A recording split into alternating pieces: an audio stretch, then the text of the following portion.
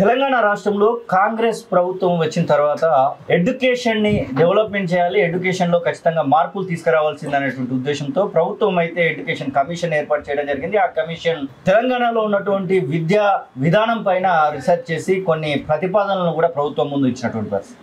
CM Revanth Reddy కలిసి మరి ఆ ప్రతిపాదనలను అయితే ఆకునూరు ముదవి అలాగే ఎడ్యుకేషన్ కమిషన్ మెంబర్స్ అందరు కూడా ఇచ్చినటువంటి సందర్భాన్ని అయితే మనం చూస్తూ ఉన్నాం. మనతో పాటుగా మాట్లాడడానికి PL Visweswara Rao education commission member అయితే మనతో పాటుగా ఉన్నారు. సార్ నమస్కారం. ఎడ్యుకేషన్ పైన మీరు చాలా వరకు రీసెర్చ్ చేసి ప్రభుత్వానికి కొన్ని ప్రతిపాదనలు ఇచ్చినట్టుగా వార్తలు అయితే వస్తూ ఉన్నాయి. ముఖ్యమంత్రికి మీరు ఏం విషయాలు చెప్పడం జరిగింది? ముఖ్యమంత్రి ఇప్పుడు ఎడ్యుకేషన్ మినిస్టర్ కూడా ఉన్నారు కాబట్టి. ఇప్పుడు తెలంగాణ కాంగ్రెస్ గవర్నమెంట్ వచ్చిన తర్వాత ఫస్ట్ టైం ఈ రాష్ట్రంలో తెలంగాణ ఎడ్యుకేషన్ కమిషన్ అని ఏర్పాటు చేసినారు.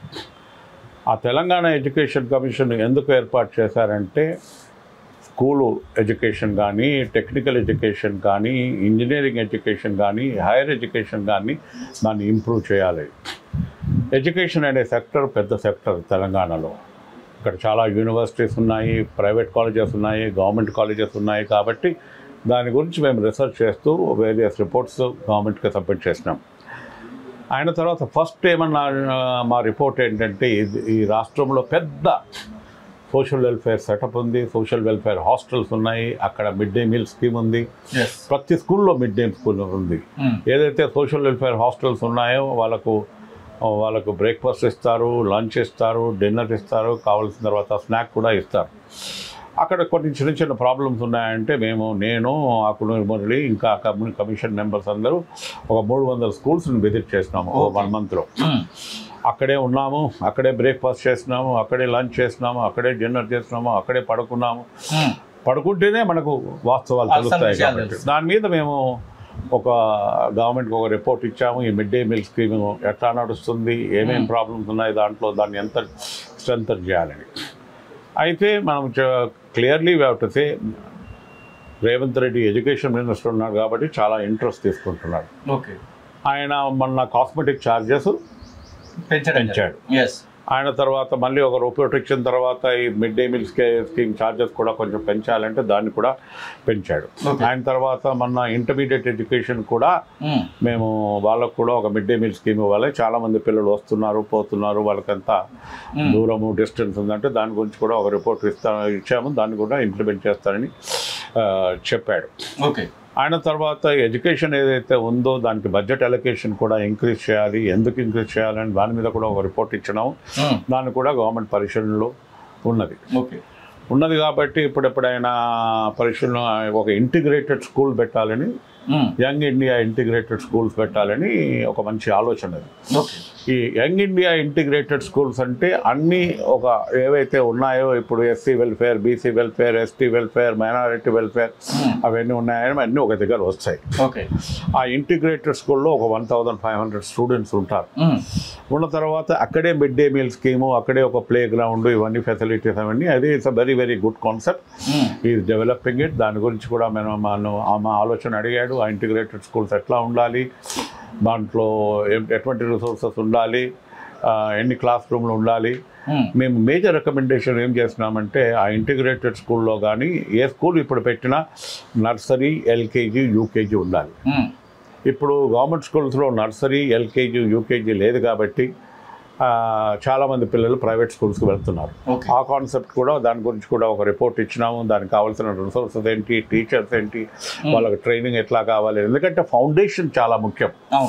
నర్సరీ కానీ, ఎల్కేజీ కానీ, యూకేజీ కానీ వాళ్ళు కొంచెం తెలుగు కానీ, ఇంగ్లీష్ కానీ, బేసిక్ మ్యాథమెటిక్స్ కానీ ఏదో నేర్చుకుంటే మళ్ళీ వాళ్ళకి దాని గురించి కూడా ఒక రిపోర్ట్ ఇచ్చినాం. కానీ దాని గురించి గవర్నమెంట్ సీరియస్గా ఆలోచిస్తుంది. కాబట్టి వాట్ ఎవర్ ఇది రిక్వైర్డ్, గవర్నమెంట్ మాత్రం దీని మీద విపరీతమైన కమిట్మెంట్ ఉంది. అందుకనే రేవంత్ రెడ్డి గారు క్లియర్గా చెప్తున్నారు, ఎడ్యుకేషన్ మినిస్టర్ నేనే పెట్టుకుంటాను, ఎడ్యుకేషన్ ఇక్కడ తెలంగాణలో తప్పకుండా ఇంప్రూవ్ చేయాలని ఎప్పుడు పోయినా మాట్లాడతాడు. ఆ రిపోర్ట్లు కూడా పరిశీలనలో పెట్టినాడు, కొన్ని ఇంప్లిమెంట్ చేస్తున్నాడు కూడా. ఆయన తర్వాత మేము ఇంకోటి, చాలామంది పేరెంట్స్ మా దగ్గరకు వచ్చి కంప్లైంట్ చేస్తున్నారు కాబట్టి ఈ రాష్ట్రంలో ఏమాత్రం ఫీ రెగ్యులేషన్ లేదని. నా ప్రశ్న కూడా అదే ఉంటుంది. ఫీ రెగ్యులేషన్ స్కూల్ వాళ్ళు డొనేషన్ల పేరు మీద డొనేషన్లను లక్షలలో కోట్లలో మింగుతున్నారనేటువంటి వార్తలు వస్తున్నాయి. పేరెంట్స్ ఏదో పెద్ద చూపులోకి పోయి పెద్ద స్కూల్లో వేసినంత మాత్రాన ఆస్తులు అమ్ముకొని ఆ ఫీజులు కట్టాల్సినటువంటి పరిస్థితి వస్తుంది అంటున్నారు. అసలు కాబట్టి ఈ రెగ్యులేషన్ అనేది లేకుండా పోయింది. First time Telangana education commission దాని మీద చాలా రోజులు మేము పనిచేసి ఈ స్కూల్ ఫీ రెగ్యులేషన్ కమిటీ ఒకటి ఉండాలి, దాన్ని చట్టంగా తేవాలి, చట్టంగా తేవాలని దాని మీద పెద్ద రిపోర్ట్ ఇచ్చినాము. ఆ రిపోర్ట్ కూడా ఎట్లా ఇచ్చినాము, అన్ని స్కూళ్ళతో మాట్లాడినాము. మేము ఆఫీస్లో కూర్చొని ప్రిపేర్ చేయడం కాదు ఆ రిపోర్ట్ ప్రిపేర్ చేయడానికి ఎవరైతే ఉన్నారో ఓనర్స్ ఉన్నారో, ఈ మైనారిటీ స్కూల్స్ ఉన్నాయో, క్రిస్టియన్ మైనారిటీ స్కూల్స్ ఉన్నాయో, గవర్నమెంట్ స్కూల్స్ ఉన్నాయో, ఏవైతే ప్రైవేట్ స్కూల్స్ ఉన్నాయో, ప్రైవేట్ స్కూల్స్ ఇంటర్నేషనల్ స్కూల్స్ కూడా ఈ రాష్ట్రంలో ఉన్నాయి కాబట్టి వాళ్ళందరినీ పిలిపించి ఒక 2 వారాలు చర్చ పెట్టి మీరు ఎంత ఛార్జ్ చేస్తున్నారు ఫీజు, ఎందుకు ఛార్జ్ చేస్తున్నారు ఆ ఫీజు, దాని జస్టిఫికేషన్ ఏంటి, జస్టిఫికేషన్ ఏంటి. మేమేమన్నామంటే మేము వీఆర్ నాట్ దాన్ని ప్రైవేట్ స్కూల్ని స్టైఫుల్ చేయాలని వాళ్ళ ప్రాబ్లంలో పెట్టాలని కాదు, కానీ ఒక ఫీజుకి ఒక లిమిట్ ఉంటుంది. ఇంతమంది టీచర్స్ ఉన్నారు, ఇంతమంది కంప్యూటర్స్ ఉన్నాయి, ఇక్కడ ఒక స్విమ్మింగ్ పూల్ ఉంది, ఇక్కడ ఒక ప్లే గ్రౌండ్ ఉంది, ఇక్కడ ఈ ఫెసిలిటీస్ ఉన్నాయి, ఈ పిల్లల్ని ఇక్కడ తీసుకుపెడుతున్నాము, పిల్లలకి ఇంత క్రికెట్ నేర్పిస్తున్నాము, ఏదైనా పర్వాలేదు, దానికి ఒక లిమిటెడ్గా ఉండాలని వాళ్ళతో కూడా పిలిపించి మాట్లాడుతున్నారు. మీ దగ్గర టీచర్లు ఎంతమంది ఉన్నారు, క్వాలిఫైడ్ ఎంతమంది, మీ రిసోర్సెస్ ఎన్ని, కంప్యూటర్స్ ఎన్ని ఉన్నాయి మీ దగ్గర, ప్లే గ్రౌండ్స్ ఏమి ఉన్నాయి, వాళ్ళకి కావాల్సిన ఫెసిలిటీ ఏమి ఇస్తున్నారు, మళ్ళీ ఎవరైనా వాళ్ళకి కావాల్సిన ఈవినింగ్ క్లాసెస్ కానీ మార్నింగ్ క్లాసెస్ కానీ పెడుతున్నారా, ఇవన్నీ దాని గురించి బాగా చర్చ చేస్తున్నాం. కొన్ని స్కూల్స్లో వాళ్ళు ఉంటారు, మేము ప్లేస్మెంట్స్ గురించి మాట్లాడుతున్నాము, పిల్లలతో 10th క్లాస్లో ఉంటే ఇంటర్ ఎక్కడ చేయాలి, ఇంటర్ ఎక్కడ చేసిన తర్వాత ఎక్కడ, అవన్నీ ఫ్యాక్టర్స్ తీసుకొని మేము స్కూళ్ళని కేటగిరీ 1 అంటే హై పెద్ద పెద్ద స్కూల్స్ ఉన్నాయి, category 1, category 2, category 3, category 4, category 5, చిన్న స్కూల్స్లో ఉన్నాయి. చిన్న స్కూల్స్ వాళ్ళకి ఫీ స్ట్రక్చర్ ఇచ్చినాము, ఆ ఫీ స్ట్రక్చర్ కావాల్సిన జస్టిఫికేషన్ ఇచ్చినాము. గవర్నమెంట్ ఆ రిపోర్ట్ తీసుకుంది, గవర్నమెంట్ కూడా స్కూల్ మేనేజ్మెంట్స్ ఏవైతే ఉన్నాయో వాళ్ళతో మాట్లాడి అని దాన్ని ఎట్లా చట్టం చేయాలి, ఆ చట్టం గట్టిగా ఉండాలి. ఎందుకంటే ఆ చట్టం తెచ్చినప్పుడు ముందు కూడా కొన్ని చట్టాలు వచ్చినాయి, చాలా మంది హైకోర్టుకు సుప్రీంకోర్టుకు వెళ్ళి దాన్ని కొట్టేపించినారు. కాబట్టి మేము హైకోర్టులో ఉన్న జడ్జిమెంట్స్ కానీ సుప్రీంకోర్టులో ఉన్న జడ్జిమెంట్స్ కానీ అవన్నీ చదివి ఒక చట్టం చేసి ఇచ్చినాము. ఇందాక ఒక మంచి ప్రశ్న అడిగారు.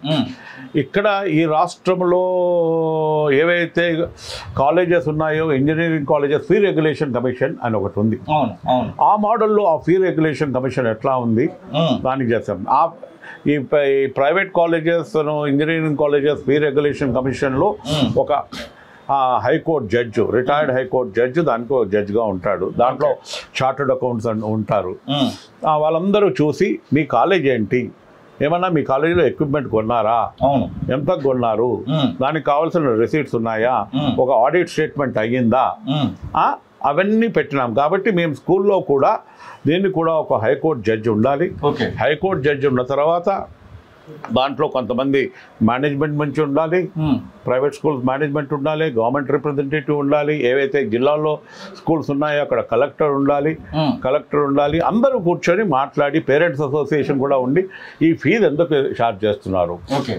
దాంట్లో ఏమన్నామంటే ఒకరు సుప్రీంకోర్టు ఒక జడ్జిమెంట్ ఏమైందంటే కన్జ్యూమర్ ప్రైస్ ఇండెక్స్ అని పెట్టింది. ఈ డిఏ అని ఉంటుంది కదా, కన్జ్యూమర్ ప్రైస్ ఇండెక్స్ అంటే ఎవ్రీ ఇయర్ మీరు 6%. ఈ మధ్య కాలంలో కొన్ని కాలేజీలలో, ఈ నారాయణ, శ్రీ చైతన్య కాలేజీలలో స్టూడెంట్స్ ఆత్మహత్యలు కనబడుతూ ఉన్నాయి. దాని మీద ఏమైనా రీసెర్చ్ చేశారా? దాని మీద ప్రభుత్వానికి ఏమైనా నివేదిక ఇచ్చారా? ఆత్మహత్యలు చేసిన దాని మీద మేము ప్రతి ఒక్క శ్రీ నారాయణ, చైతన్య స్కూల్స్ కూడా విజిట్ చేసినాము. నిన్నగాక మొన్న స్కూల్స్ విజిట్ చేసినప్పుడు ఎస్ఎస్సి రిజల్ట్స్ ఇంకా రానే లేదు, మళ్ళీ వాళ్ళు శ్రీ చైతన్య, నారాయణ క్లాసులు అప్పుడే స్టార్ట్ చేసినాయి.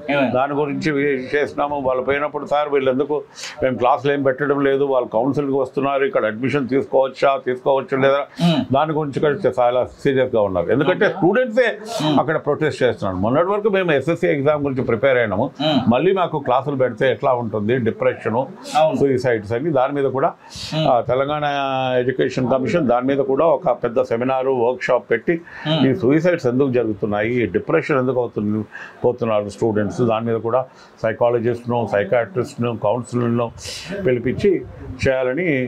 ఏది ఏమైనా కానీ బడ్జెట్ లేకుంటే మీరు చెప్పిన ఏదైనా ఏదైనా కానీ బడ్జెట్తోని సంబంధించింది. కానీ బడ్జెట్లో ఎడ్యుకేషన్కి అరాకొరగానే డబ్బులు కేటాయిస్తూ ఉన్నారు. ఇది కరెక్ట్ కాదనేటువంటి వార్తలు మనం రెగ్యులర్గా చూస్తూ ఉన్నాము. ఇది విద్య మంచిగా ఉండాలని, ప్రభుత్వ విద్య బాగుండాలని కోరుకునేటువంటి ప్రతి ఒక్కరు కూడా అదిని కోరుతూ ఉన్నారు. కమిషన్గా మీరేం సిఫారసు చేయడం జరిగింది? ఈ సంవత్సరం కూడా అంతంత మాత్రాన్ని పెంచారని చెప్పేసి విమర్శలు కూడా వస్తూ ఉంటాయి కదా. కమిషన్ ఎడ్యుకేషన్ బడ్జెట్ ఎంత ఇంక్రీజ్ చేయాలి, స్కూల్ ఎడ్యుకేషన్కు, college education, polytechnic education, technical education, engineering education, higher education, దాని గురించి మేము ఒక రిపోర్ట్ ఇచ్చినాము. రిపోర్ట్ ఇచ్చినప్పుడు అది చీఫ్ మినిస్టర్కి ఇచ్చినాము, ఫైనాన్స్ మినిస్టర్కి ఇచ్చినాము. దాని మీద చర్చ జరిగింది. వాళ్ళు ఏమన్నారంటే, ఇది మీరు ఇచ్చిన రిపోర్ట్ బాగా ఉంది, దీంట్లో నుంచి మేము ఏమాత్రము తక్కువ చేయము, అవసరం ఉన్నప్పుడు వేరే ఏదైనా ఏరియా నుంచి తీసుకొని, ఇప్పుడు అంటున్నారు యంగ్ ఇండియా స్కిల్స్ యూనివర్సిటీ పెట్టింది, దానికి కొంచెం డబ్బు కావాలి. ఆ స్కిల్స్ అన్నప్పుడు ఆ యూనివర్సిటీ నుంచి ఆ డబ్బు ఏదైతే ఉందో ఏ ప్రైవేట్ కాలేజెస్ కానీ గవర్నమెంట్ కాలేజెస్ ఉన్నాయో అక్కడ కూడా ట్రైనింగ్ జరుగుతుంది. అందులో బడ్జెట్ కూడా జరుగుతుంది. ఇప్పుడు గవర్నమెంట్ కాలేజెస్లో స్పోకెన్ ఇంగ్లీష్ కానీ, కమ్యూనికేషన్ ఇంగ్లీష్ కానీ, రాయడం ఎట్లా కానీ, స్పీకింగ్ యూనివర్సిటీ నుంచి కూడా మీకు బడ్జెట్ కొంచెం వస్తుంది. దాని మీద కూడా చర్చ ఉంది. Telangana education commission, young India skills universities వాళ్ళ దగ్గర కూడా వెళ్ళాను. వాళ్ళు ఏమన్నారు, మీరు ఏదైనా కోర్స్ ఇక్కడ పెట్టండి యంగ్ ఇండియా స్కిల్స్ యూనివర్సిటీలో, ఆ కోర్స్ ఖర్చు అంతా మేము చూసుకుంటాం. కోర్స్ ఖర్చు అంతా చూసుకుంటాం. అందుకని గవర్నమెంట్ ఏమన్నదంటే, మీరు బడ్జెట్ అంటే ఉట్టి ఈ budget school education, higher education budget అనుకోవద్దు, ఇది యంగ్ ఇండియా స్కిల్స్ యూనివర్సిటీ ఉంది కదా, ఆ బడ్జెట్ కూడా ఎక్కడెక్కడైతే మీరు కోర్సెస్ పెడతారో, ఎక్కడైనా ఇంజనీరింగ్ కాలేజ్ పెడతారు. ఇంజనీరింగ్ కాలేజీలో, కొన్ని ఫార్మసీ కాలేజీలో, కొంచెం పీజీ అలాంటి కాలేజీలో రియంబర్స్మెంట్ ఇవ్వట్లేదని స్టూడెంట్స్ చాలా ఇబ్బంది పెడతా ఉన్నారు.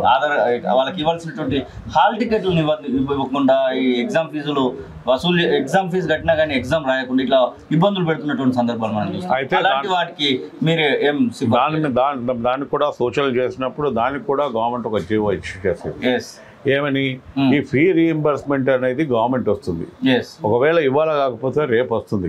కానీ ఏమాత్రము ఒక్క స్టూడెంట్ కూడా హాల్ టికెట్ లేకుండా వాళ్ళ సర్టిఫికెట్ వాళ్ళు పాస్ అయిన తర్వాత ఆపేయడానికి వీలు లేదు. ఈ విషయం హైకోర్టు కూడా వెళ్ళింది. హైకోర్టు కూడా ఏమన్నదంటే, ఈ స్టూడెంట్స్ ఆ ఫీ స్ట్రక్చరు, ఆ ఫీ రీఎంబర్స్మెంట్ వేరే విషయం కానీ, ఎవరైనా ప్రిన్సిపల్ కానీ ఎవరైనా అంటే దాని విషయం కూడా మేము గవర్నమెంట్తో మాట్లాడితే వాళ్ళు కూడా ఒక జీవో ఇష్యూ చేస్తున్నారు. ఫీ రీఎంబర్స్మెంట్ ఇవ్వాలి కాకపోతే రేపు డెఫినెట్గా వస్తుంది. అదొక మంచి స్కీమ్. మొన్నటి వరకు చాలా అరియర్స్ ఉండేది, గవర్నమెంట్ మన చాలా వరకు ఈ ఫీ రీఎంబర్స్మెంట్ అరియర్స్ కూడా క్లియర్ చేసింది. ఎక్కడెక్కడైతే ప్రాబ్లమ్స్ ఉంటాయో, ఏ రీప్రజెంటేషన్ కమిషన్కి వచ్చినా ఆ కమిషన్ మీద దాని మీద ఒక ఎగ్జామిన్ చేసి మేము కూర్చొని మాట్లాడి ఆ రిప్రజెంటేషన్ గవర్నమెంట్కు పంపిస్తున్నాం. దాని మీద కొంచెం మూమెంట్ ఉంది. అవసరం ఉంటే మేమే పోయి కలుస్తాము. కలిసిన తర్వాత వాళ్ళతో మాట్లాడితే కొన్ని క్లియర్ అవుతున్నాయి. ఇప్పటి వరకు ఇద్దరు టీచర్లతో, ఒకరు టీచర్లతో నడిచేటువంటి స్కూళ్ళు కూడా ఇంకా కనబడతా ఉన్నాయి. టీచర్ల కొరత ఉంది అని చెప్పేసి ఉపాధ్యాయ సంఘాలు కూడా చెప్తా ఉన్నాయి. దాని విషయం టీచర్ల కొరత అన్నప్పుడు, ఇప్పుడు ఇంత జరిగిన మ్యాసివ్ రిక్రూట్మెంట్ అయితే ఈ రాష్ట్రంలో ఎప్పుడు జరగలేదు.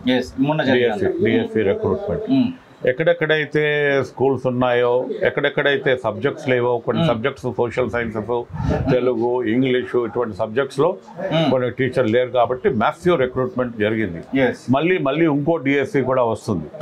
వచ్చిన తర్వాత ఎక్కడెక్కడైతే కొన్ని స్కూళ్ళలో టీచర్లు ఎక్కువ ఉన్నారు, కొన్ని టీచర్లో తక్కువ ఉన్నారు, కొంచెం రేషనలైజేషన్ అని జరుగుతుంది. అందుకని ఏమన్నాడు, ఇప్పుడు ఇది యంగ్ ఇండియా ఇంటిగ్రేటెడ్ స్కూల్స్ కానీ మేము కూడా ఒక మోడల్ డెవలప్ చేస్తున్నాం. తెలంగాణ ఎడ్యుకేషన్ మోడల్ ఏంటంటే, ప్రతి ఒక్క మండలంలో 3 మంచి స్కూల్స్ ఉండాలి, పెద్ద స్కూల్స్ ఉండాలి.